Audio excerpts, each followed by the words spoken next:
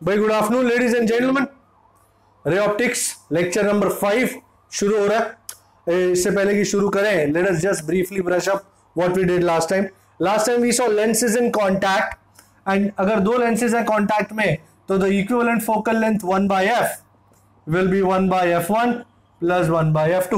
If there are n lenses, it will be 1/f is equal to 1/f1 plus 1/f2 plus plus 1/fn. Equivalent power P is P1 plus P2 plus plus Pn. So you can see powers can be directly added. The final magnification, equivalent magnification M is M1 into M2 into into Mn. So this was the thing, the lenses in contact idea. आगे बढ़े हम और prism देखा, और prism तो जबरदस्त था। And अगर आपको याद हो, आपने डायग्राम बनाया हो तो आपको अंदाजा बैठेगा। It's a very beautiful diagram. वाह ब्यूटी प्रिज्म। आज फिर से प्रिज्म आने वाला है, don't worry about that. Prism आपकी जिंदगी से जाएगा नहीं। So this is A B C. A is called the angle of the prism और रिफ्रैक्टिंग एंगल। एंड क्या होता है, लाइट आती है and now when it enters here there will be refraction, but if this prism would not have been there the light would have gone straight, ऐसा। अब refraction हुआ तो पहला रिफ्रैक्शन यहां आया टीचिंग, और यहां से फाइनल रिफ्रैक्शन यहां आया। दिस वाज द इमर्जेंट रे, this was the incident ray. So this was the total deviation that the incident ray had suffered. ये incident ray, ये emergent ray, this was the total deviation. ये total deviation के दो part थे, delta 1 पहला part and delta 2 दूसरा part. So our first equation was delta is delta 1 plus delta 2। फिर normal Biramal मारा, normal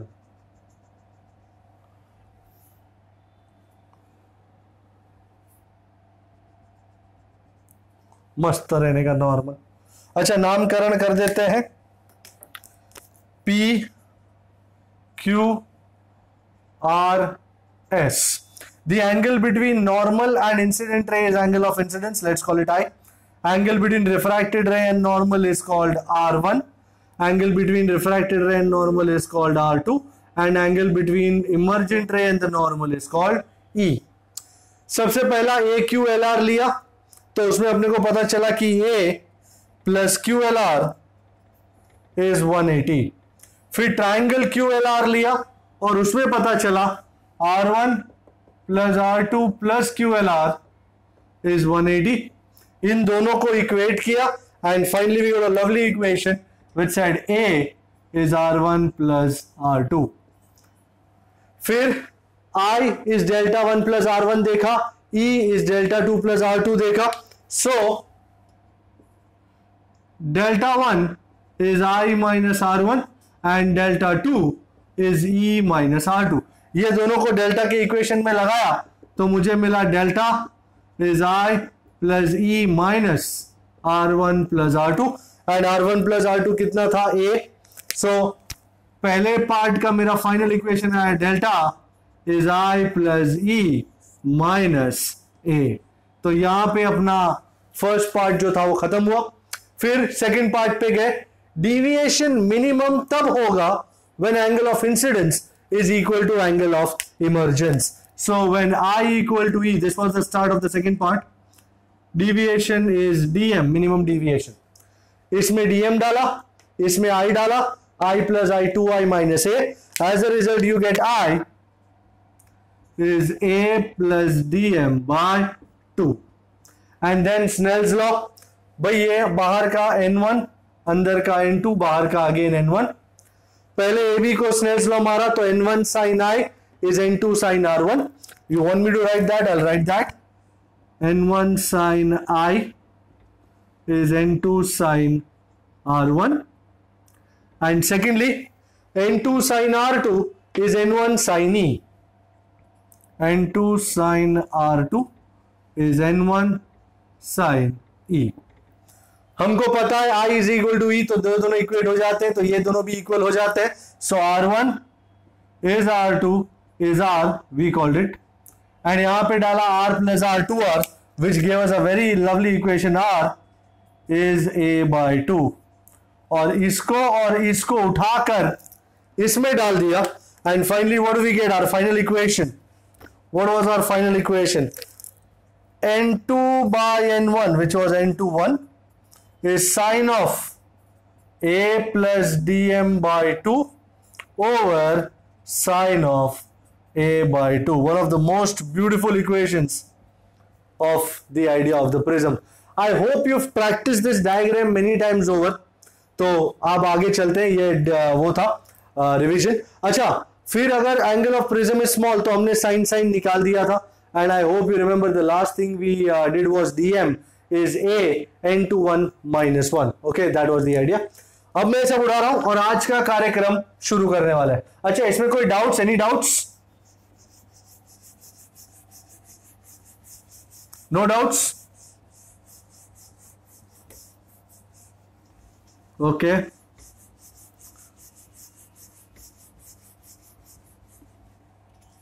Okay.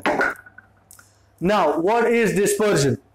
Okay, you know when white light enters, you know white light matlab sunlight is white light. When white light enters a prism, it breaks up into its 7 constituent colors. This phenomenon is called dispersion. So the breaking up of white light into its 7 constituent colors is dispersion. Let me show you the dispersion phenomenon using a diagram.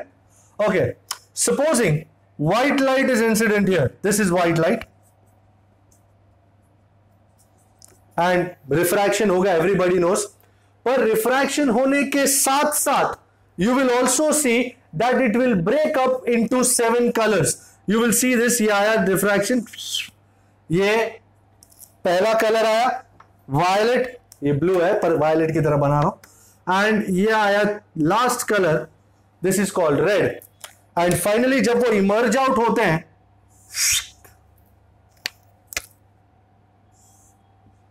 This is red, this is violet. Sir violet है तो violet से लिखो. Okay, तो क्या दो ही colour आ रहे? नहीं बाबा, बीच में है सारे.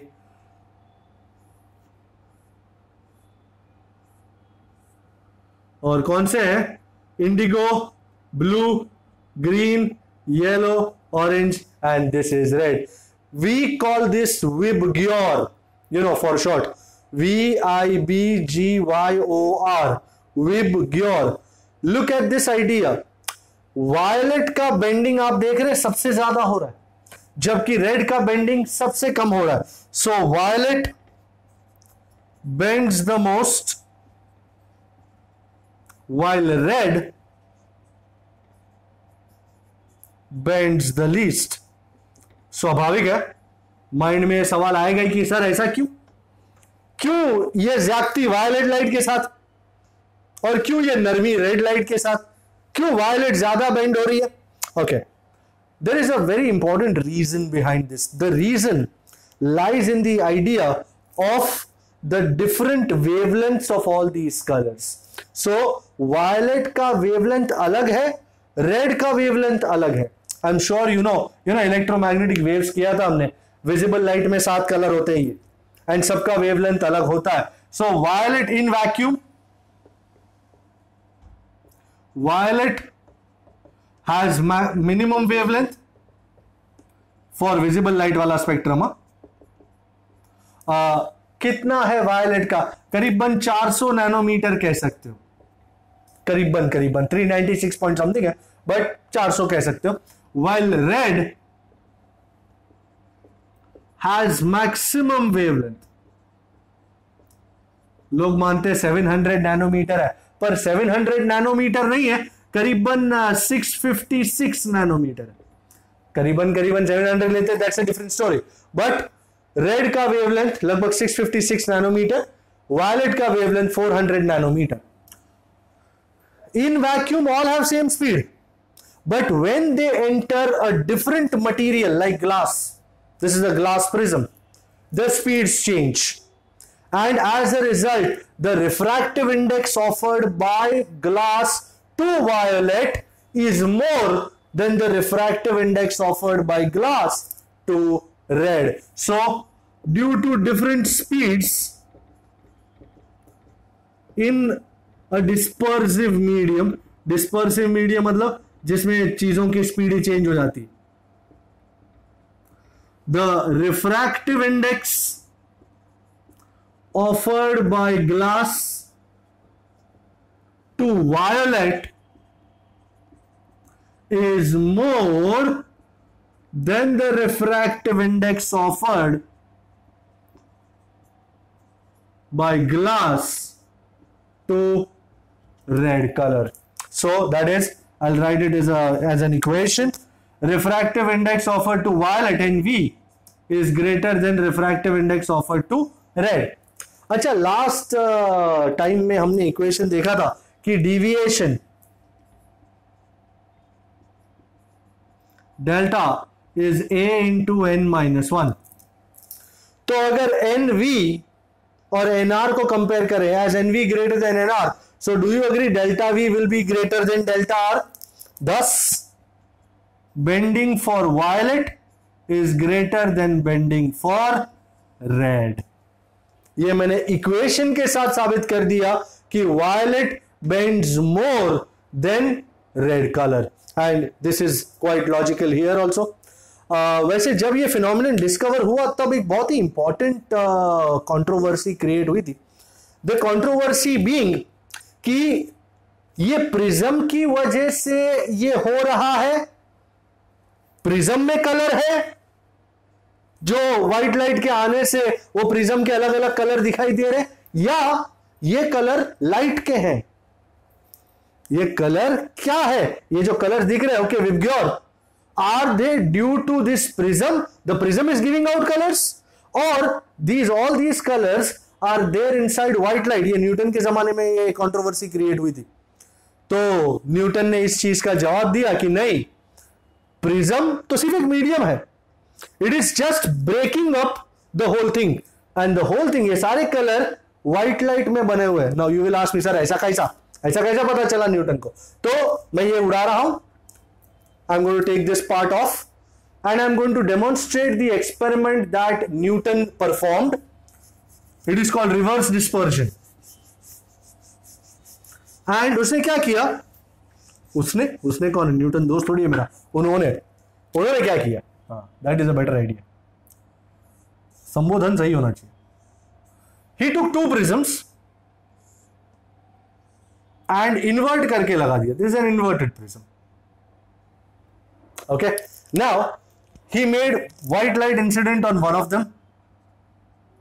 ये है white light, and but of course dispersion हुआ. I should use red. This was red, this was violet, and यहां बाहर आते, do you agree they will now be incident on this particular prism now? And ये violet है, and you will see अब वापस जाएंगे,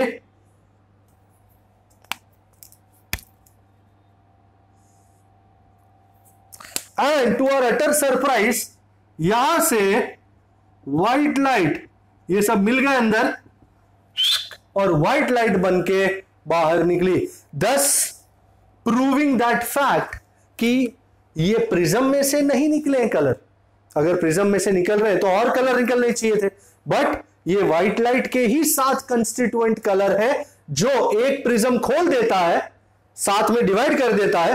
तुम उल्टा प्रिज्म लगाओ तो वो 7 को मिला देगा, एंड फाइनली आपको वही मिलेगा जो पहले आया था. So using this reverse prism experiment, Newton demonstrated and proved that ये सारे कलर 7 व्हाइट लाइट के ही हैं. White light is indeed made up of 7 constituent colors, violet, indigo, blue, green, yellow, orange and red. And ये prism की वजह से disperse होते हैं। बाकी अगर कोई मटेरियल नहीं हो, कोई मीडियम ना हो, तो वो व्हाइट लाइट ही रहेगी, उसमें कोई फर्क नहीं पड़ेगा।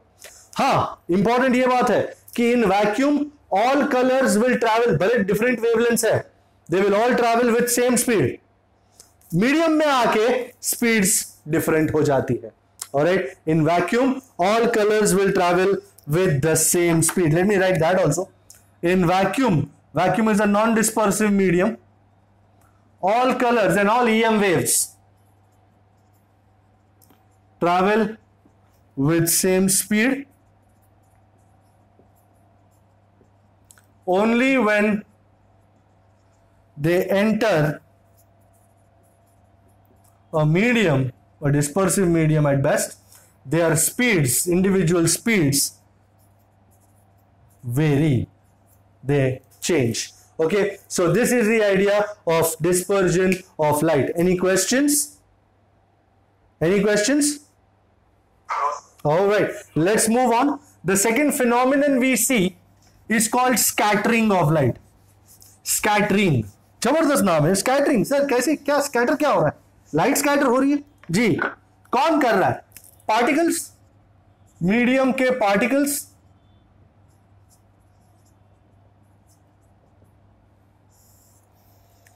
एंड अगर ये स्कैटर नहीं करते तो क्या होता भाई? स्कैटर नहीं करते तो जो फिनोमिनन बहुत सारे हो रहे हैं वो नहीं होते। शायद आपने भी कभी देखा होगा, I am sure as kids you might have always wondered कि you know, supposing you are rising with the sun and you look at the sun, it's a bright fiery orange red, and as soon as it goes up, as soon as it ages and it comes up, the color suddenly becomes yellowish white. And you know, as a kid I used to always wonder कि ये colour कैसे change किया इसने? सूरज दादा का colour कैसे change हो गया, है ना? जबरदस्त है। दूसरी बात, यू नो, सपोज रात में आप रोड पे खड़े हैं and a car, if you turn on the headlights of a car, in the path of that headlight you will see so many things, you know, thingies like, you know, insects, जीव जंतु जैसे दिखाई देगा। Actually वो dust particles है, पर मेरे को ऐसे जीव जंतु जैसा लगता था कि माय गॉड, ये लाइट चालू हुई तो पता चला इतने सारे ये जीव जंतु है। Have you ever experienced this? And light बंद हो जाती तो कुछ नहीं दिखता। This idea is called scattering of light. So you know, clouds white दिखना, I'm sure you've seen clouds in the sky. Sometimes they appear white and during monsoons घनन घिरा है बदरा ब्लैक हो जाते हैं। ये क्या क्लाउड का कलर चेंज हो गया भाई? क्या बात क्या है? तो ये सब क्या हो रहा है? This idea is called scattering of light. Let me explain. So you know, when light falls on different particles. Now what are these particles like? You know, for example, dust, dirt, water, moisture particles, gas particles, gas molecules, etc. These particles scatter the light in different directions. Scatter this light in different directions and with different effects. क्या effects है? Let me show you. Scatter this light in different directions. This phenomenon is called scattering of light. अच्छा, दो type की scattering बताऊंगा आपको। सबसे पहले Rayleigh scattering. It is not Rayleigh, it is Rayleigh, named after Lord Rayleigh. So Rayleigh scattering का idea है ये। And what is this idea? What does it say? अच्छा, listen to me very carefully.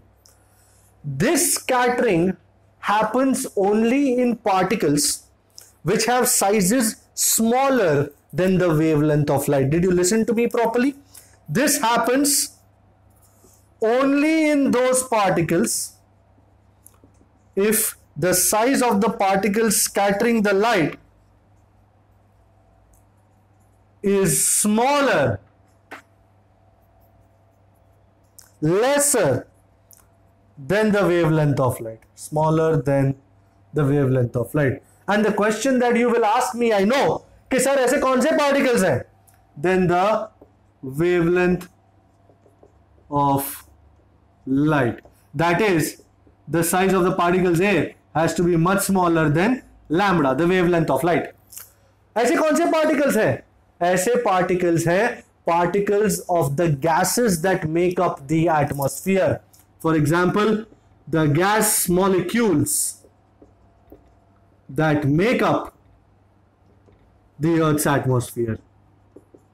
अच्छा, उनकी sizes wavelength of light से कम है. जी हाँ, gas particles हैं, छोटी छोटी साइजेस हैं उनकी.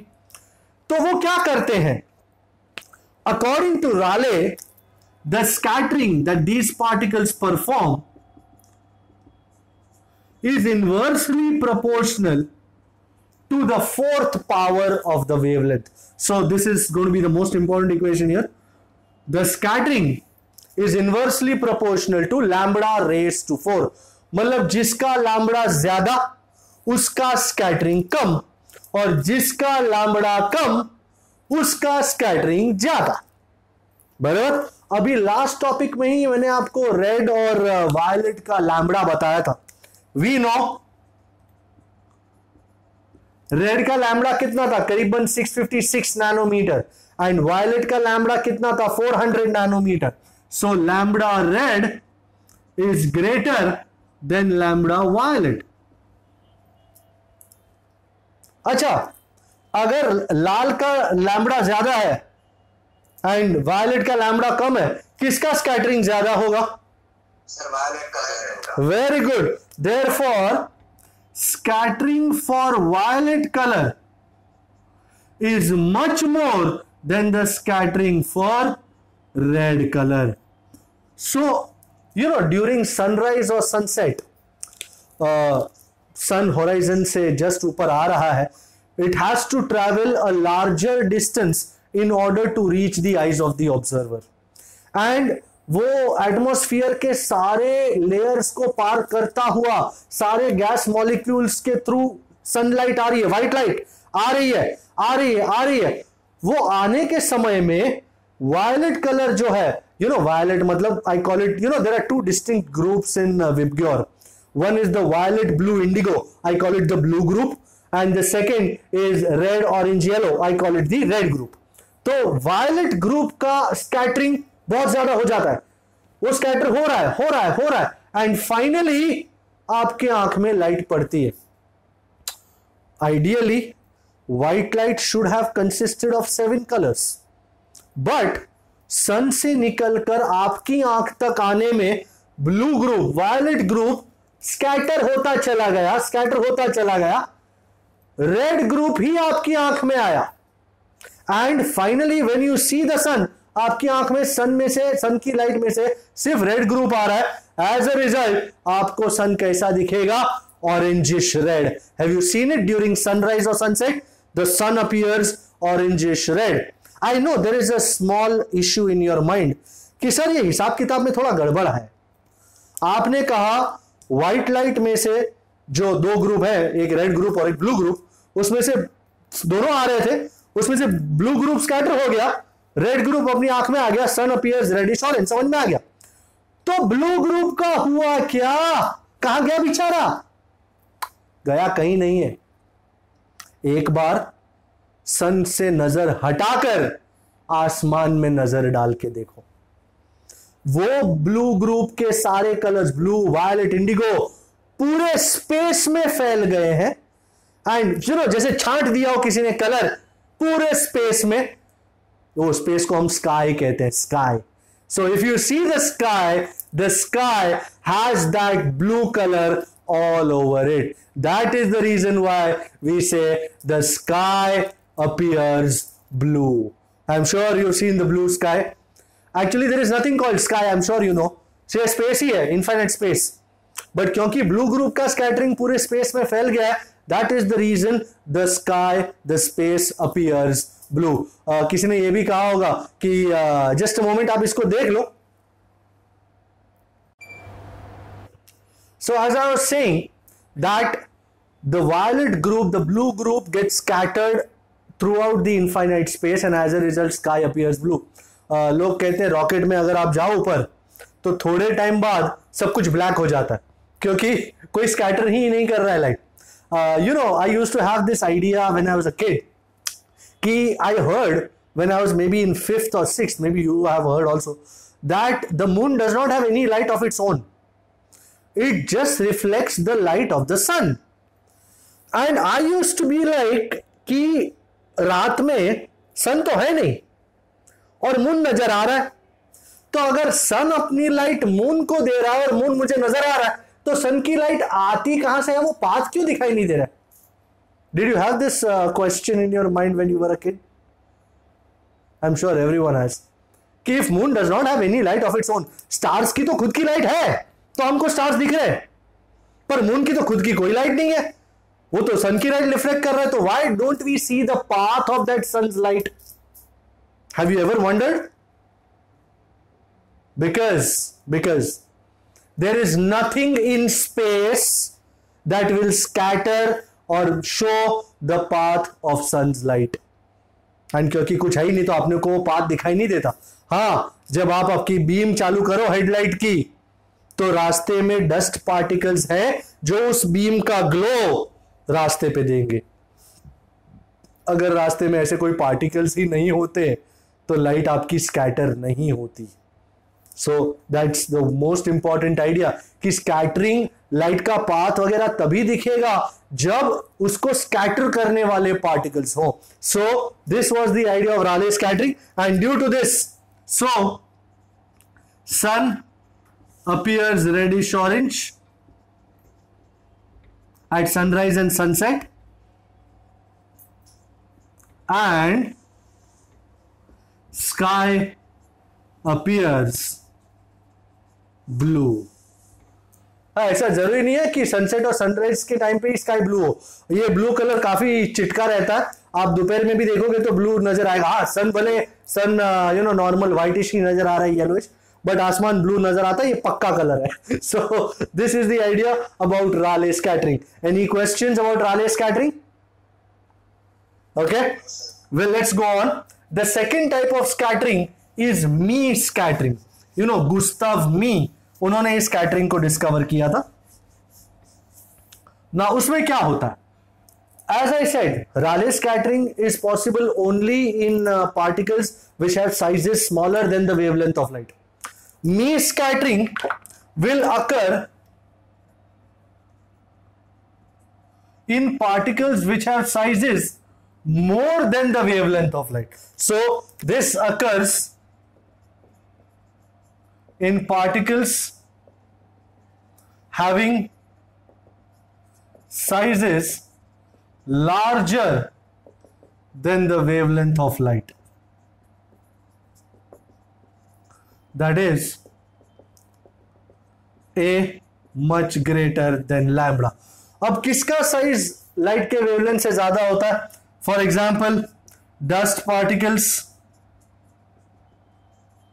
Water molecules etcetera. एंड ये सारी चीजें they go and make up clouds बनाते हैं ये. The only difference, the biggest difference between Rayleigh scattering and me scattering is that here the scattering changes according to wavelength. Here there is no such dependence. So these particles make up clouds. Here no color gets more or less scattered, gets preference in scattering. तो यहां पे होता क्या है? Colour के हिसाब से तो स्कैटरिंग हो नहीं रही है, तो क्या रहा है कलर में, क्या हो क्या रहा है स्कैटरिंग के नाम पे? अच्छा, let me tell you, this is a term that is not used in the text book, but I will tell you. Diffused reflection occurs. I will explain this term. Let me explain. Here diffused reflection takes place. Now what does this mean, diffused reflection? For example, I'm sure you can see me. You can see me because I am standing here. मेरे पे light पड़ रही है और मैं सारी की सारी लाइट अब्सॉर्ब कर रहा हूं. कोई लाइट मेरे थ्रू होते हुए बाहर नहीं जा रही है. That is why I am visible. Okay, suppose एक ग्लास प्लेट रखी है, transparent glass plate. Light is falling on this glass plate. जितनी लाइट गिर रही है, डू यू अग्री, सारी की सारी उसके थ्रू पास हो रही है? You agree? अच्छा, if you are standing at a certain distance and there is no other medium, are you able to see this glass plate? No. Suppose आपकी खिड़की में पूरा का पूरा कांच लगा हुआ है, ग्लास प्लेट लगा हुआ है. क्या आपको दूर से, थोड़ी दूर से ये अंदाजा आएगा कि ये खिड़की का कांच बंद है या खुला है? नहीं. Why? Because light is falling on it and it is allowing 100% all the light to go through. This is 100% transparent. I am 100% opaque. But what happens in this is that, suppose this is a cloud. अजीब व गरीब shape का cloud है. And this is an observer. Now let us say 100% light, white light falls on this cloud. और इसके जो particles है ना, now I am explaining you what diffuse reflection is. When this light falls on it, all these particles absorb some amount of light. Let us say 20% light ये लोग absorb कर लिए. तो कितनी परसेंट लाइट ऑब्जर्वर की आंख में आई? Observer लंबा हो गया है. कितनी परसेंट लाइट ऑब्जर्वर की आंख में आई? 80%. 100% आई थी, क्लाउड पे पड़ी. ये क्लाउड के dust, dirt, impurities, water molecules, इन सब ने 20% अब्सॉर्ब कर लिया. So 20% is absorbed and they have allowed only 80% of light to go. So is this going to be transparent और is this going to be opaque? Neither.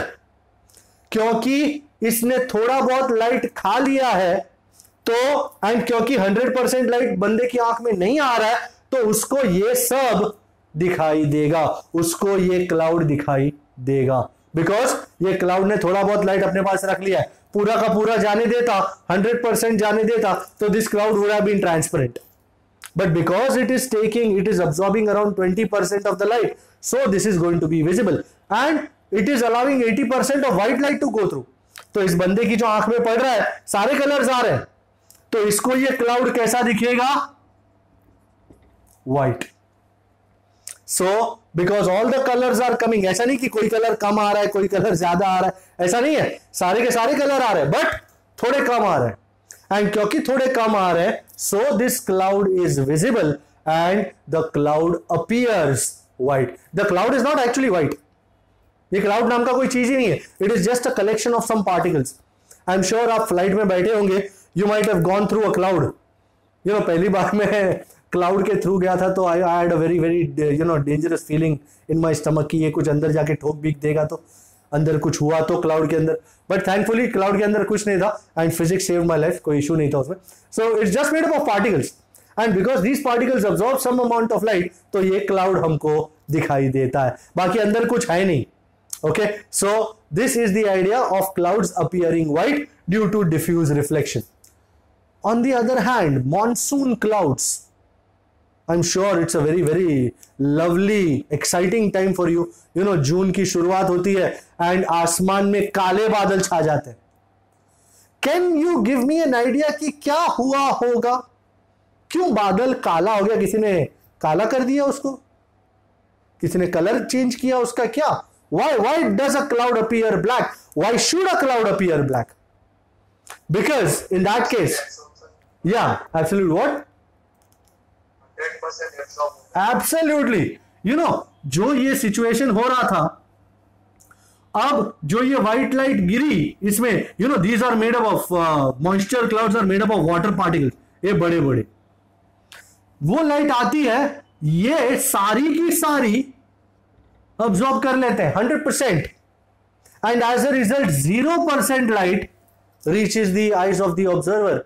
And क्योंकि कोई चीज की 0% लाइट होती है, कोई सब कुछ अब्सॉर्ब कर लेता है, तुमको कोई कलर ही नजर नहीं आ रहा है, तो this cloud appears black. Okay, this is a moisture cloud which appears black because it has absorbed 100% of incident white light. बाहर कुछ निकला ही नहीं, as a result the cloud appears black. बंदे की आंख में कोई कलर ही नहीं आया, कोई लाइट ही नहीं आई. As a result, this cloud appears black. On the other hand, if this would have absorbed less than 100, maybe like 15 or 20%, 80% light would have reached the eyes of the observer as a result, and all the colors would have reached. So this structure would have appeared white. So diffused reflection इसको कहते हैं. And thus clouds appear white and moisture clouds appear black, of course, due to diffused reflection. So this is the idea of Mees scattering, and उसकी वजह से clouds appear white. Rayleigh scattering की वजह से sun appears reddish orange at sunrise and sunset and sky appears blue. तो ये जो भी कलर का फंडा है वो राले का है, एंड जो भी डिफ्यूज रिफ्लेक्शन का फंडा है वो मीस स्कैटरिंग में से आया है. Just have a look. Sir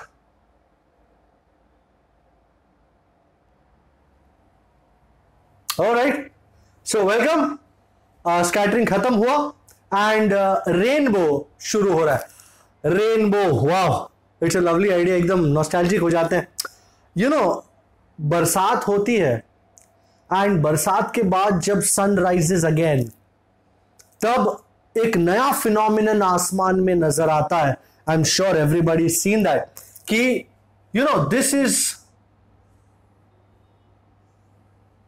a rainbow. You know, बंदा यहां खड़ा है and he can see the rainbow in the sky, something like this. I'm sure you've seen. This is violet color and this is red color, and बाकी के सारे पट्टे बीच में हैं. बहुत सारे आपने डायग्राम्स देखे होंगे रेनबो के. This is the rainbow and सातों कलर है विबग्योर, बिल्कुल सारे के सारे. VIBGYOR. एक और मार देता हूं. Okay, you are happy now. Okay, but have you also seen that sometimes इस रेनबो के ऊपर एक फेंटिश दूसरा रेनबो भी होता है? Have you ever seen that? No? Say yes or no, यार.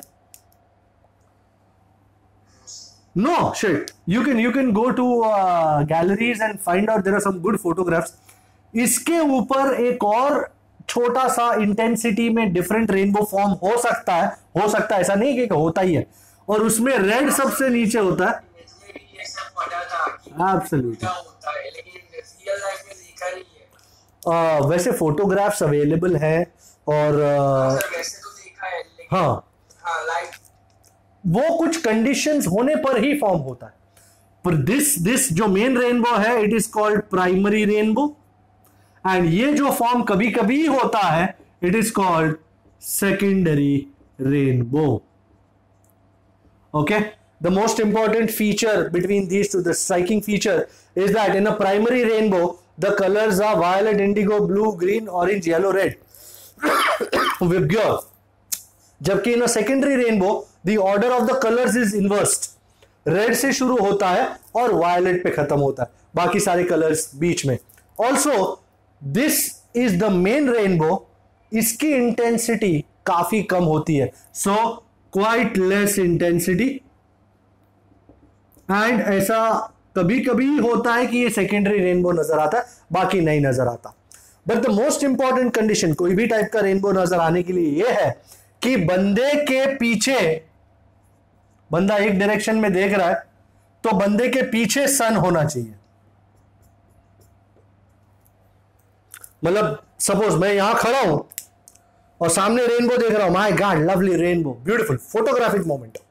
सन मेरे पीछे होना चाहिए, so I should be facing the rainbow, my back should be towards the sun. This is the prime condition for the rainbow to be formed. And भाई prime condition के साथ ये condition होनी चाहिए, बरसात हुई होनी चाहिए. बरसात ही नहीं होगी तो रेनबो नहीं होगा, चाहे सनशाइन करे ना करे. सो बरसात हुई है, एयर में मॉइस्चर पार्टिकल्स फैले हुए हैं, यू नो रेन के ड्रॉपलेट्स फैले हुए हैं, पीछे सन है, और ये सन की लाइट जब इन पार्टिकल्स पे पड़ती है, इन वाटर ड्रॉपलेट्स पे पड़ती है, तो मैजिक होता है. This magic is the rainbow. So let us understand कि ये रेनबो फॉर्मेशन में एक्चुअली किस तरह होता है. Let's get into the technical details कि क्या हो रहा है. You know 3 things happen: dispersion, total internal reflection and refraction. ये 3 चीजें अकर करती हैं during the formation of a rainbow. Is this agreeable? Shall we move ahead? Okay. अच्छा, अब मैं एक लाइट का वो दिखाता हूं. ये पूरा डायग्रामेटिक ही है, and I am really trying my level best to make some really good diagrams which is outside my purview. Circuit होता तो बना लेते, पर ये डायग्राम डेंजरस है. तो 3 चीज है, 3 फिनोमिनन. पहला डिस्पर्जन, सेकंड रिफ्लेक्शन मतलब टोटल इंटरनल रिफ्लेक्शन, एंड तीसरा refraction. It will be really nice. आप चेक करें, देखें जरा. ये ड्रॉप है, मस्त बड़ा ड्रॉप बनाया है. Can you see this drop? ये आपके लिए बहुत नीचे है, थोड़ा ऊपर बना हुआ. हाँ, जबरा ड्रॉप बनाया है. अच्छा, लाइट आई. जैसे ही लाइट, ये सनलाइट है, सनलाइट, व्हाइट लाइट, जैसे ही ये अंदर एंटर करेगी, पहला काम होगा, रिफ्रैक्शन तो होगा ही, पर डिस्पर्शन हो जाएगा. सो रिफ्रैक्शन के साथ, you know, it is entering from air to water. This is a water drop. So when it goes from air to water droplet, refraction के साथ साथ डिस्पर्जन हो रहा है, एंड डिस्पर्जन में तुम्हारा रेड कलर जो है वो सबसे कम बेंड होगा, ये रेड, और वायलेट जो है वो सबसे ज्यादा बेंड होगा. My God, can you see this? और यहां पे जैसे ही वो टच करेंगे, you know, ideally they should go out, है ना? It should go from water back to air, but those rays which are incident at an angle greater than critical angle, वो लोग वापिस इंटरनल रिफ्लेक्ट कर जाएंगे, and कुछ इस तरह का माहौल ठीक है, थोड़ा सा इधर उधर है, पर लेट अस सी. हो जाता है. मैं ट्राई कर रहा हूं अपनी. माय गॉड, जबरदस्त. ओके, एंड दूजा, वाह वाह सर, नहीं सर, अच्छा नहीं लग रहा है सर, थोड़ा सा ट्राई कर रहे हैं. क्या बात है सर, वाह वाह वाह. मैं खुद ही अपने मुंह मियां मिठू हो रहा हूं. But there is a reason. I am sure you know I am very bad at diagrams, and that is what my teacher always said. तो कुछ भी करना, डायग्राम नहीं ड्रॉ करना, पर मेरे को करना पड़ रहा है, क्या करें. सो आपने देखा क्या हुआ. सबसे पहला डिस्पर्जन हुआ, लाइट डिवाइड हुई 7 कलर्स में, वायलेट सबसे ज्यादा बेंड हुआ, रेड सबसे कम बेंड हुआ. यहां पे इस पॉइंट पे इंटरनल रिफ्लेक्शन हुए, ठक ठक ठक ठक, एंड यहां पे फाइनली रिफ्रैक्शन होते हुए ये वापस लाइट वाटर में से एयर में आई. If I were to give you some technical details, violet का एंगल है 40 डिग्री एंड रेड का एंगल है 42 degree. Okay, violet comes out at 40 degree, जबकि red comes out at 42 degree. Okay, so this water droplet showed you what exactly happens inside. Now let us talk realistic. कि actually जब मैं खड़ा हूं और मेरी आंख में रेज आ रही है, तो वो सारी यही हो रही है, तो रेड नीचे और वायलेट ऊपर होना चाहिए ना सर जी, है ना? Can you see this? This causes a big controversy in the minds of students कि सर आप इस तरह बना रहे हो तो रेड नीचे और वायलेट ऊपर, तो रेड नीचे और वायलेट ऊपर नहीं होना चाहिए रेनबो के टाइम पे ना मुन्ना. क्यों ना? क्या प्रॉब्लम क्या है? दिखाता हूं. एक और डायग्राम आ रहा है. हे राम. ओके, लेवल बेस्ट है, लेवल बेस्ट ट्राई है मेरी. ये पहला ड्रॉप। आप एक बात समझो, किसी एक ड्रॉप की वजह से नहीं हो रहा है ये फिनोमिनन, बहुत सारे ड्रॉपलेट्स का इसमें योगदान है। How does it happen? Late me show you. ये तुम्हारा आया पहला ड्रॉप, पहली लाइट आई, एंड मैं एक ही बनाऊंगा, लब निकलेगा ना तभी दो बनाऊंगा। एंड ये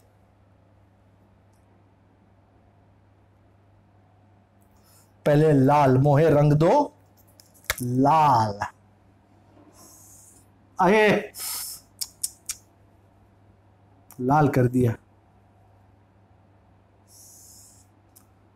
ये लाल है। और याद रखें लाल ऐसे है, वायलेट ऊपर है, तो वायलेट कहीं यौ जाएगा, ये वायलेट है।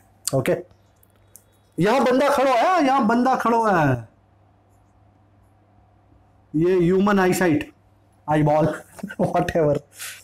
अच्छा लाइट दूजी, ये पहला ड्रॉप, ये दूजी लाइट आई और सेम टू सेम हुआ, खिंच के आऊं। एंड यहां से ladies and gentleman, I am sure you are watching, ये वायलेट, ये red. Ladies and gentleman, violet is at an angle of 40 degree, red is at an angle of 42 degree। मतलब तुम्हारी आंख में जो पड़ रहा है वायलेट किसी एक ड्रॉप की वजह से पड़ रहा है। ये ड्रॉप 1 है, ड्रॉप 2 है, ये वायलेट आ रहा है ड्रॉप 2 से और रेड आ रहा है ड्रॉप 1 से, और वो दोनों साइमल्टेनियसली आपकी आंख में पड़ रहे हैं। ड्रॉप 2 की वजह से the red colour is incident at a different angle, drop 1 का violet colour incident at a different angle. Your eye is not selecting that, your eye is not sensitive to that, your eye is not taking that. What your eye is taking, what is reaching your eyes is violet at an angle of 40 degree, red at an angle of 42 degree, and बाकी के सारे colors between 40 and 42 degree। तो इसमें आप देखें violet नीचे है, red ऊपर है, violet 40 पे है, red 42 पे है, and बाकी सारे बीच में है। तो आपको ये violet नीचे नजर आएगा और red ऊपर नजर आएगा। Now I have seen this question also being asked many times over कि सर ओके वायलेट 40 पे आ रहा है, ओके रेड 42 पे आ रहा है, तो मेरे को ऐसा पट्टा क्यों दिखाई नहीं दे रहा है, ऐसा सीधा पट्टा? Why doesn't the rainbow feel like this? Violet, ये रेड का पट्टा, ये वायलेट का पट्टा, बाकी सब बीच में। ऐसा क्यों नहीं हो रहा? ये रेनबो ऐसा कर्वेचर में क्यों है? Isn't that a very important question? Think it over.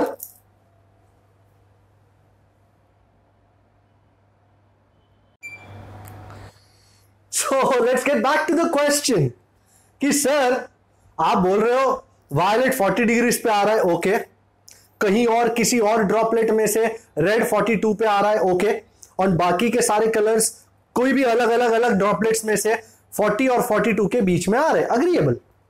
तो शुडंट द रेनबो सपोज ये सारे वायलेट आ रहा है 40 पे, तो सब एक ही एंगल पे नहीं आने चाहिए, 40 पे बिल्कुल आ रहे हैं, तो फिर shouldn't it be like a pattern, like a straight pattern? Why does it appear curved? The answer to that is pretty simple. Your eye is like this. Your eye is not flat. It's not like this. This is not your eye. Your eye is like this. It has got a curvature. It has got a lens. And the most important part is that the lens is like this. ऐसा गोला है, ऐसा। तो आपको जो भी कुछ दिखाई देगा, आप अगर कैमरा के लेंस से that nearly approximates a human eye, आपने देखा है कैमरा के लेंस से भी बहुत दूर देखोगे तो कर्वेचर में चीजें नजर आती हैं। The earth is flat, earth is round, it's not flat.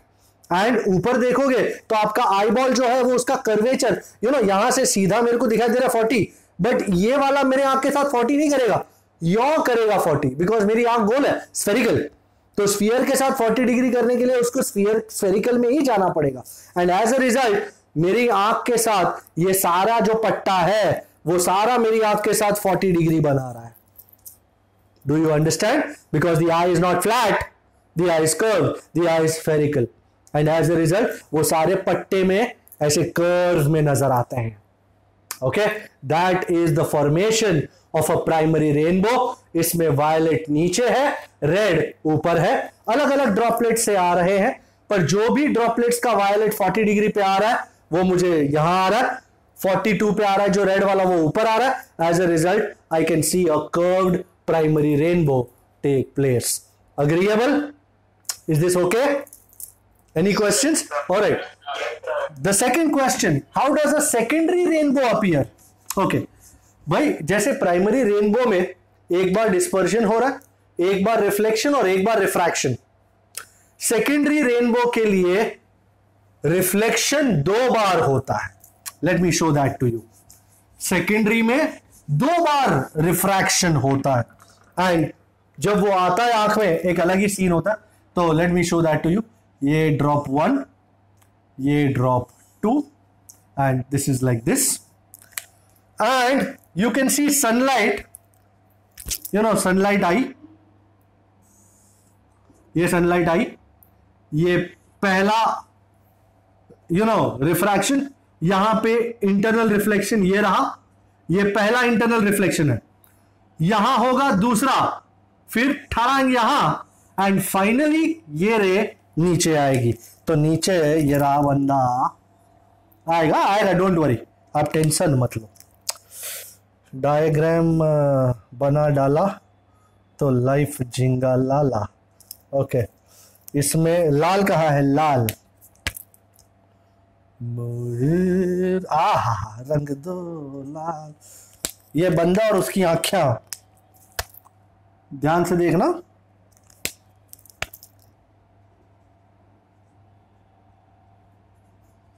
ये कुछ अजब ही तरीके से ह्यूमन आई बनाता हूं मैं। ओके, एंड दूसरे ड्रॉप का सेम टू सेम डिस्पर्जन के साथ रिफ्लेक्शन हुआ। अब ये फर्स्ट रिफ्लेक्शन, ये सेकंड रिफ्लेक्शन, और ये टच क्या, एंड अब ये भी नीचे आने वाला है। श्रीमान की जय। वो lols. So, violet comes at an angle of 53 degree and red comes at an angle of 50 degree. आपने नोटिस किया? क्योंकि 2 बार इंटरनल रिफ्लेक्शन हुआ तो दूसरे में लाइट की इंटेंसिटी काफी कम हो गई, and now the order of the colours becomes reversed. Red is below and violet is on top, and the intensity due to second reflection, second total internal reflection, the intensity of final light decreases. ये secondary rainbow है ये। The intensity of final light decreases and secondary rainbow appears faint. बाकी के सारे colours 50 और 53 degree के बीच में ही होते हैं, बट यहां पे क्योंकि 2 बार इंटरनल रिफ्लेक्शन हो रहा है 1 and 2, so the order of the colors becomes reversed. Red comes at 50 degree and violet touches your eyes at 53 degree. So 40 degree से 42 डिग्री के बीच में प्राइमरी रेनबो, 50 डिग्री से 53 डिग्री के बीच में secondary rainbow, but with order of colours reversed. So secondary rainbow में red is down below, violet is up top. Okay, so this is the idea of the secondary rainbow. Order of the colors is reversed. Okay, so this is the formation of the rainbow, जिसमें diagram बहुत ज्यादा important होगा. सो जैसे मैंने practice की है diagram, आप भी डायग्राम प्रैक्टिस करो. प्रैक्टिस करते करते practice makes man perfect, woman also, no doubt about that. दोनों को परफेक्ट होना है तो डायग्राम प्रैक्टिस करते करते ही किया जाएगा. So this was the rainbow, and now let us go to one of the most beautiful creations of nature of God Almighty, which is the human eye. I'm sure you've seen human eye in standard 10th. Do you want me to make a diagram and explain the human eye to you? You want me to do that? I'm sure you can spare me the horror. मैं human आई बनाऊंगा तो राक्षस जैसी आई नजर आएगी. You want me to make the human eye? Okay, I'll try.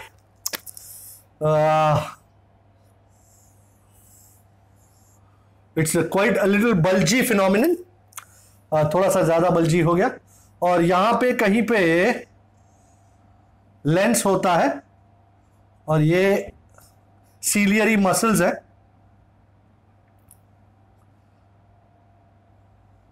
My God, never made a diagram before in my life. This is ciliary muscles. This is the eye lens. This is the iris. और बीच में जो दिखता है, this is your pupil. This is your pupil.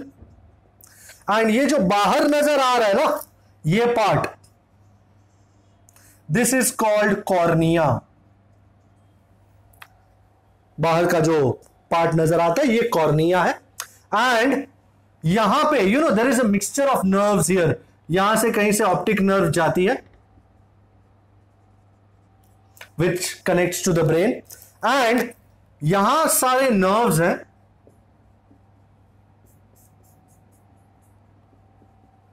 And this point is called the retina. So तुम्हारी rays of light यहां पड़ती है and on the retina एक inverted image, an inverted image of the object जो हम बाहर देख रहे हैं, is formed on the retina. Inverted, यहां से it's actually nerves, nothing else. ये रेटिना से नर्व्स के जरिए, ऑप्टिक नर्व के जरिए it goes to the brain. Brain उस उल्टी इमेज को सीधा करता है एंड इट इंटरप्रिट्स के आगे का जो ऑब्जेक्ट तुम देख रहे हो वो क्या है. So this is image is sent via the optic nerve to the brain, where it is again inverted, and not only inverted, and it is interpreted as to what the object is. So ये सारा complicated पूरा mechanism, rays of light enter करते हैं lens के जरिए, retina पे image बनती है. ये रेटिना पे इमेज. अच्छा, इस आंख के अंदर रॉड्स एंड कोन्स होते हैं. rods responsible for intensity of light and cones responsible for the sensation of color. Snake की, कुत्ते की, बिल्ली की आंखों में रॉड्स बहुत ज्यादा होता है. So even during less light, शाम के टाइम पे, रात के टाइम पे, दे कैन वेरी इजीली सी, क्योंकि आंख में रॉड्स बहुत सारे. उनकी आंखों का फोटो लोगे तो आंखें चमकेंगी उनकी. तो they have got a lot of rods. As a result you can see रात में अंधेरे में शांति से मस्त दिख सकता है. थैंकफुली हमारे आंख के रॉड्स कम है और रात को अगर हम ये ढक दें तो मस्त नींद आ जाएगी. अगर रॉड्स ज्यादा होते ना तो ये बंद करने के बाद भी आपको इतना ब्राइट लगता कि नींद ही नहीं आती. सो कुदरत ने सब बरोबर किया. Cones responsible for sensation of colour. अगर आपकी आंख में कोन्स कम है तो you will suffer from what is called colour blindness. आपको लाइसेंस, ड्राइविंग लाइसेंस नहीं मिलेगा. अगर आपकी आंख में रॉड्स कम है तो you will suffer from what is called night blindness. कुछ लोगों को शाम को 6 बजे बाद लाइट कम होती है, वो ड्राइव नहीं कर पाते. बोले भाई मेरे को नहीं दिखता रात को. तो अजीबोगरीब टाइप का सिनारियो था. तो रॉड्स कम हो तो you suffer from night blindness, cones कम हो तो you suffer from colour blindness. And lovely idea है पूरा. ये पूरा आइडिया आप डायग्राम बनाओगे तो अच्छा लगेगा. मैंने एक मस्त डायग्राम बनाने की कोशिश करी है. आई होप आप भी एक अच्छा डायग्राम बना सको. दूर की चीजों को देखने के लिए लेंस को लंबा होना पड़ता है. तो लेंस को लंबा करने के लिए सीलियरी मसल्स काम आता है. नजदीक की चीजों को देखने के लिए आईबॉल को लेंस को जाड़ा होना पड़ता है. सीलियरी मसल्स ये काम करते हैं। यू नो नॉर्मल एज में तुमको सब बरोबर दिखाई देगा, नजदीक का, दूर का, but as your age goes on advancing the ciliary muscles lose their elasticity, so your eyeball cannot elongate or shorten according to your will, so तब जाके चश्मा वगैरह पहनना पड़ता है, आंखों में दिक्कतें शुरू हो जाती हैं। So this iris controls the amount of light which enters the lens, सबके अलग अलग functions होते हैं। So this is the idea of the human eye. Let me go forward and let me discuss some problems of the human eye with you. The first problem, now I will draw the eye like this. अच्छा, आंखों की कोई गुस्ताखियां, मतलब आंखों का कोई issue, कोई problem तो आप बताओ मेरे से। नहीं? ओके, ये normal functioning of the human eye है। बहुत बड़ा डायग्राम हो गया जिंदगी में। सो ये लेंस है आपकी आंख की। अगर बहुत दूर से रेज आ रही हैं, टेक्निकली इंफिनिटी से, the rays are parallel, and these parallel rays the lens will make them meet here. It's a converging lens, so it will make them meet here, and retina पे आपको मस्त image मिलेगी, एकदम दूर की चीज, दूर का पहाड़ हो, दूर का स्टार हो, दूर का मून हो, एकदम दे आर वेरी फार, फिर भी आप अच्छी तरह देख सकते हैं उनको। So the lens converges all these rays of light to fall on the retina. So technically a normal human eye can see things up to infinity. That point is called far point of the human eye. So far point of the human eye is infinity. तुम infinity तक अच्छी तरह देख सकते हो। अच्छा, तुमने ये भी नोटिस किया होगा, सर कितना नजदीक देख सकता हूं मैं, तुम यहां तक देख सकते हो, फिर जैसे जैसे नजदीक लाते हो, बहुत नजदीक लाओगे ना, इमेज ब्लर्ड होना शुरू हो जाएगी। So the nearest distance, suppose ये ऑब्जेक्ट है, नियरेस्ट डिस्टेंस जहां से मुझे परफेक्ट इमेज मिले रेटिना पे, it will be like this.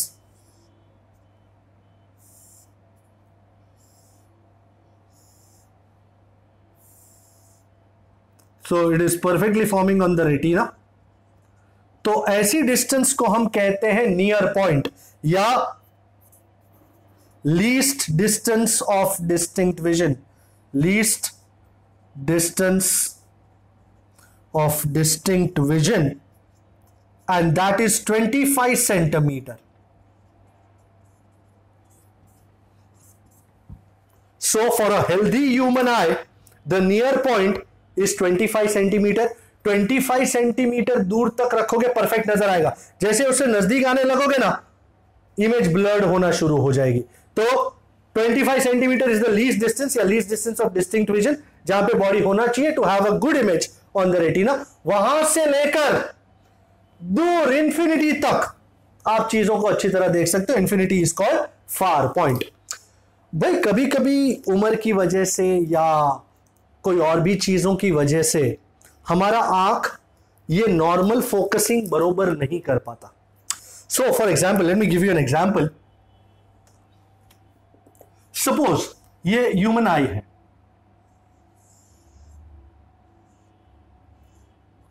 Okay, and we are looking at a very distant object, and for a very distant object rays are parallel, but sometimes it so happens that the lens cannot focus these, cannot converge these rays from infinity on the retina, but it converges them in front of the retina. Oh my god, you can see retina के आगे ये image बन रही है। As a result आपको दूर की चीज सही नजर आएगी नहीं। सो आपको नजदीक की चीज बराबर नजर आएगी, perfect, no problem, normal near point, perfect near point, normal near point, but far point damage हो गया, but far point is is not perfect, it's not infinity, but somewhat different, is damaged. It's not infinity. उसको बहुत दूर की चीजें perfect नजर आती नहीं. This problem is called short sightedness,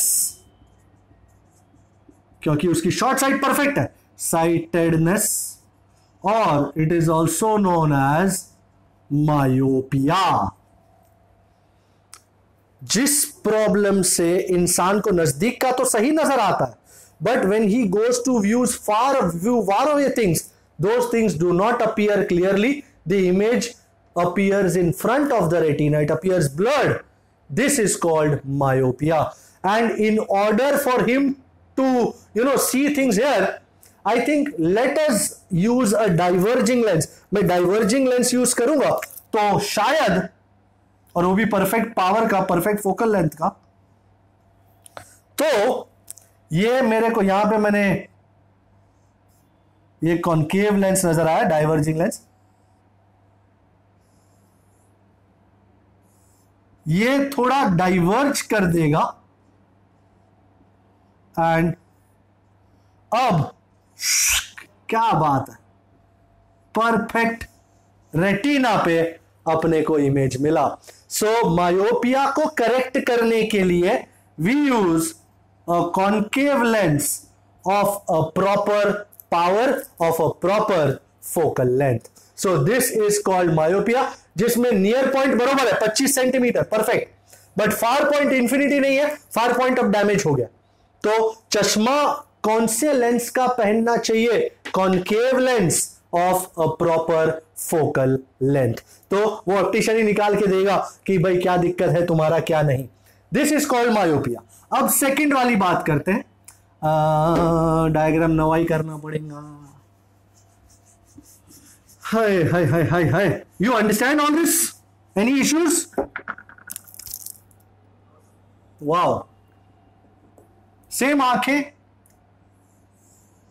वही आंखों का लेंस. अब इस बार नजदीक की चीजों का झोल है. नजदीक की चीज, सपोज ये नजदीक की चीज, ये ऑब्जेक्ट है, नियर में है, and ideally the rays should be like, they should form on the retina, but sometimes it so happens कि इतना ज्यादा कन्वर्ज कर देता है कि the image is not formed on the retina पर somewhere behind the retina. तो क्या झोल है? उसको दूर की चीज परफेक्ट नजर आ रही है, दूर की चीज परफेक्ट नजर आ रही है. So normal far point, perfect far point, but near point is damaged.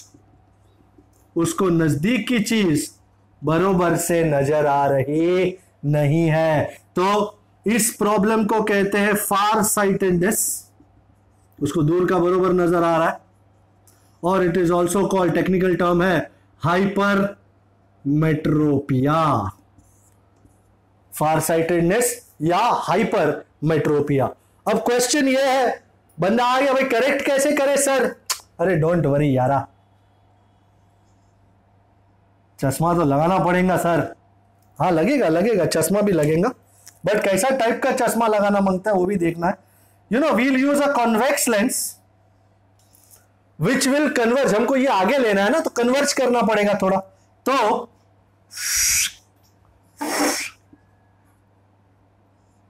मैंने थोड़ा सा कन्वर्ज करा दिया, जिसकी वजह से वाह वाह वाह, मजा आ गया sir.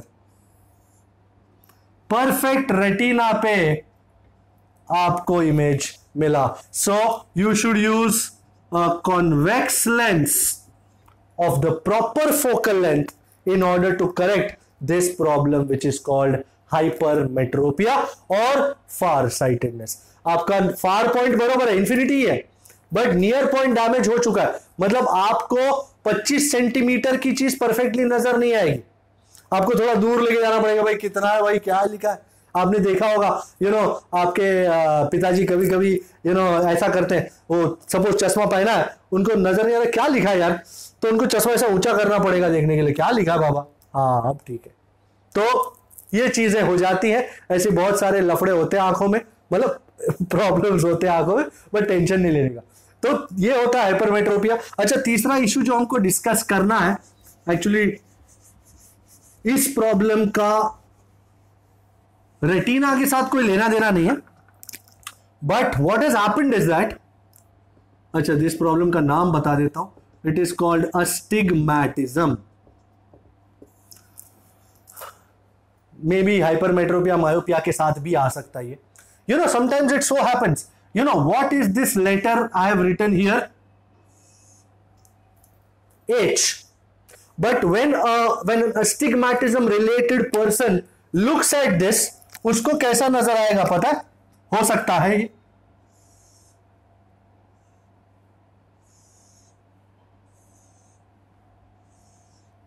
Can you see this?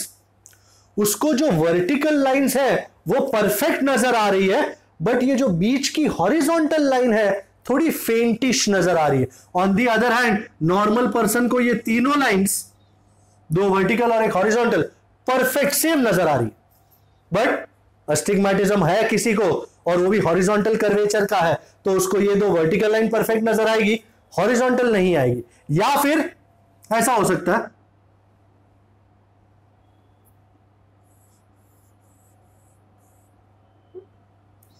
उसको ये बीच की वर्टिकल लाइन परफेक्ट नजर आएगी, सॉरी हॉरिजॉन्टल लाइन परफेक्ट नजर आएगी, वर्टिकल में थोड़ा सा ब्लडनेस का वो होगा। तो इस प्रॉब्लम को कैसे ठीक करें? This problem can be corrected using cylindrical lenses.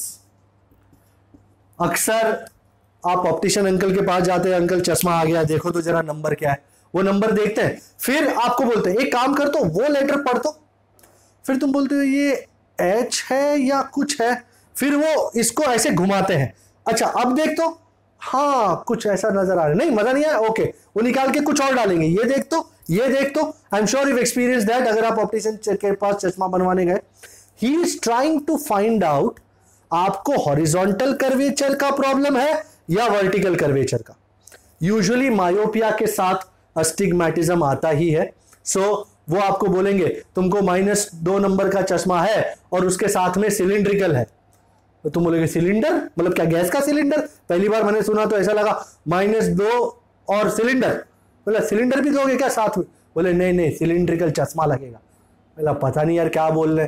तो जब मैं छोटा बच्चा था तो फिर पता चला अच्छा ये अस्टिग्मैटिज्म का प्रॉब्लम है, कर्वेचर का भी साथ में इश्यू आ ही जाता है। Just have a look.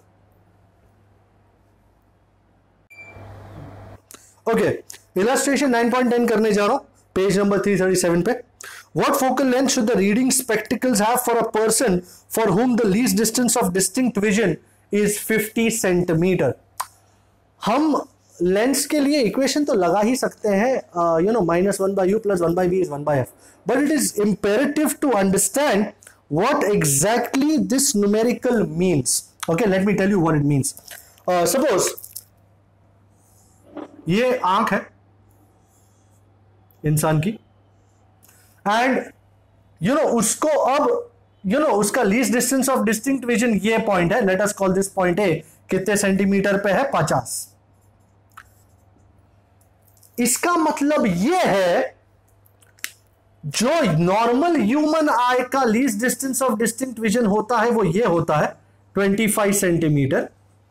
उसकी जगह अब उसको नियर पॉइंट कहां शिफ्ट हो गया है? तो ये आपका यू नो इसको बोलता हूं एन, ये normal near point, and now the near point has shifted new near point, my God, नवा।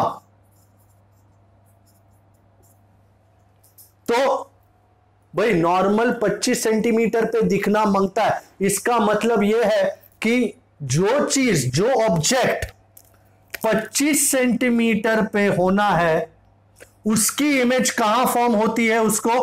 तो ये ऑब्जेक्ट है और ये उसकी इमेज, मतलब उसकी इमेज यहां फॉर्म होनी चाहिए, चश्मा अपने को ऐसा देने का है उसको। सो सबसे पहली बात, हियर ऑब्जेक्ट कितना है? 25 सेंटी, इमेज कितना है? 50 पे फॉर्म होना चाहिए ना। ओके, तो फोकल लेंथ फाइंड करना है।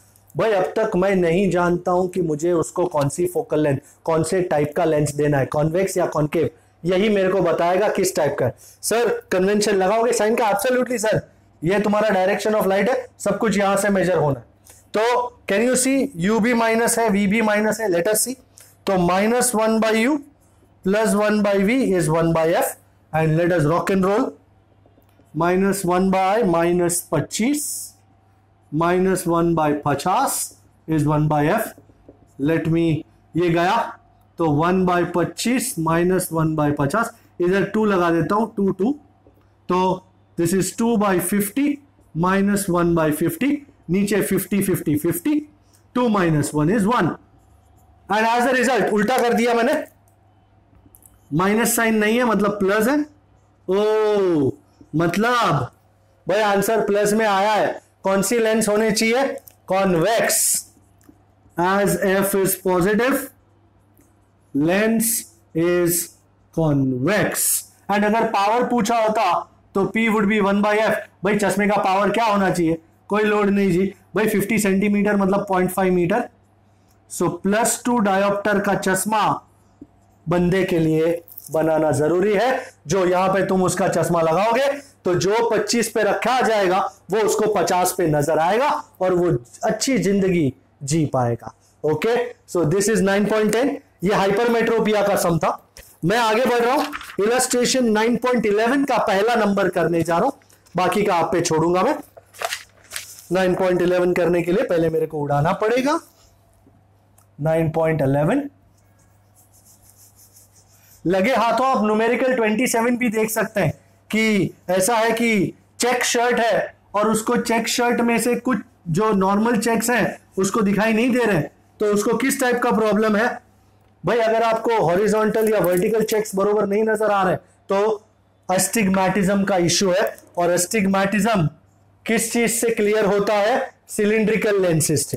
तो आ गया इलस्ट्रेशन 9.1 का प्रथम पाना कि the far point of a myopic person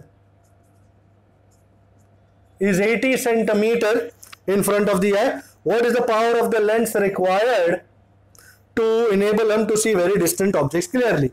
Okay, भाई समझना अत्यंत आवश्यक। क्या बात है ये बंदे का आंख क्या है? अच्छी बात है। गंदी आंख नहीं, आंख गंदी नहीं है, लाइन गंदी मारी है।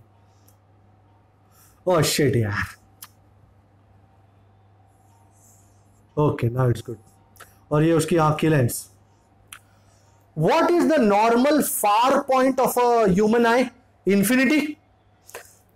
उसको इंफिनिटी तक नहीं नजर आ रहा है, उसको यहां तक ही नजर आ रहा है। ये कितना डिस्टेंस है? 80 ना। उसको इसके बाद का, let us call this point A, उसको इसके बाद का कुछ और नजर नहीं आ रहा है। लफड़े वाला काम है। तो इसके आगे कुछ भी नजर नहीं आ रहा है। इसके आगे सब बरोबर, यहां तक उसका तेरा least distance of distinct vision क्या था? L लेटर से, वहां तक सब बरोबर नजर आ रहा है, पर यहां से लेकर यहां तक ही नजर आ रहा है। इसके आगे 80 सेंटीमीटर के आगे वो सूरदास हो गया, उसको कुछ सही नजर नहीं आ रहा। तो सर क्या करे? मैं कुछ नहीं करना, क्वेश्चन समझो। अर्थात जो ऑब्जेक्ट इंफिनिटी पे हो, ये ऑब्जेक्ट है कहां पे? इंफिनिटी पे। मतलब चश्मा ऐसा चूज करना चाहिए कि जो ऑब्जेक्ट इंफिनिटी पे हो उसकी इमेज कहां बननी चाहिए? 80 पे। बराबर है, चश्मा ऐसा बनना चाहिए। So here if object is at infinity, its image should be formed at point A, should be formed at point A. Okay, so here u is infinity, भाई माइनस या प्लस नहीं होता। v कितना है? 80 and in the direction of light है, opposite to the direction of light है, तो negative. भाई फोकल लेंथ फाइंड करे, फिर ही उसको कुछ सजेस्ट कर पाएंगे ना कि भाई तू ये चश्मा पहन, ये चश्मा पहन या मत पहन, ऐसा कुछ भी। सो -1/u plus 1/v is 1/f। So -1/infinity plus 1/-80 is 1/f। -1/infinity तो 0 हो गया, तो 1/f -1/80। वो फोकल लेंथ मिल गई सरकार। वाह, आप देख रहे हैं फोकल लेंथ माइनस में आई है, इसका मतलब कौन सी लेंस है? कॉनकेव। वाह वाह वाह बेटा, आज focal length is negative, lens is concave, और यहां पे हम कॉनकेव लेंस लगावांगे तो उसको मर्ज, जो भी ऑब्जेक्ट इंफिनिटी पे होगा उसका इमेज यहाँ पे 80 सेंटीमीटर पे आ जाएगा and he will be very happy. Okay, so concave lens लगाने का, अगर पावर कोई पूछे कितना पावर का, तो बोलने कोई टेंशन नहीं सर, 80 मतलब 0.8, 0.8 मतलब 8/10, 10/0.8 माइनस 1.25, 1.25 ना, यस, तो पावर भी मिल गया है, so you can go and enjoy your life. और इस तरह मैं कुछ और भी सम्स दूंगा आपको वर्कशीट में से करने के लिए, आप उसको कीजिएगा। Thank you so much, be positive, stay negative and see you next time, bye bye.